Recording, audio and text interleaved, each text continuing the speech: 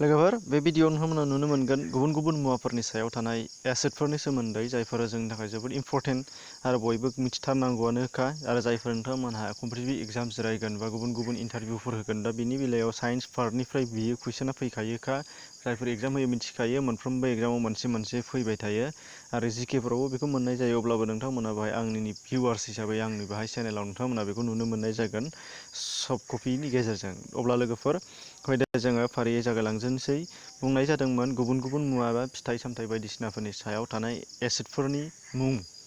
आरो बिसोरनि सोमोन्दै जों बाहाय मिथिनो मोननाय जागोन दा फार्स्टआव नुनो मोनदों नोंथांमोनहा बाहाय मोनथाम फिथाइ बे मोनथाम फिथाइफोरा जाहैबाय कमला लेबु आरो आंगुर बे मोनथाम फिथाइयाव थायो जाहैबाय साइट्रिक एसिडखौ बाहाय मोननाय जायो बेखौ जों मिथिना लानाया गोनां बेनिफ्राय नेक्स्टआव नुनो मोनगोन नोंथांमोनहा मोस्रोमनि खिथ्लां आरो खमा बिलाइ बे मोननै बेसादाव जोंनाव मा थायो मोस्रोमनि खिथ्लां होननायाव बाहाय जोंहा फैगोन बाहाय बायदिसिना मोज्लाय जानो हागौ मोस्रोम गोसा जोग्रा जानो हागौ गुबुन गुबुन मोस्रोम हारिनि बिफायानो एम्फौफोरनि खिथ्लाङा जे जों जोबा आलौवो बेयाव मा एसिड थायो बे जाहैबाय मिथानयिक एसिड बे मिथानयिक एसिडआ बाहाय थायो आरो नोंथांमोना खमा बिलाइ जायफोर नुबाय खमा बिलाइ गुवार गुवार जाय जोबाथाय ओरैबायदि बुख्राङो जों बयबो मिथिखागौ गोदो उन्दै समाव नोंथांमोना मालाबा दाउ गावनाय अबा सोरनिबा बारियाव हाबनायाव दंबा नोंथांमोना गोसोआव दङ जानो हागौ खमा बिलाइआ मा दा साथिं थाया सिंथिंल' थानाय बेनि सुमु सुमु जानाखि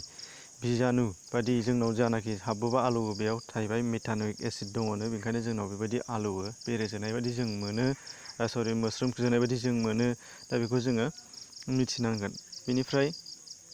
नेक्स्टआव नुनो मोनगोन नोंथांमोनहा फारियै बाहाय दङ मोनफा मोनफायै नोंथांनो बाहाय खिथानो आखायाव लानाय जादों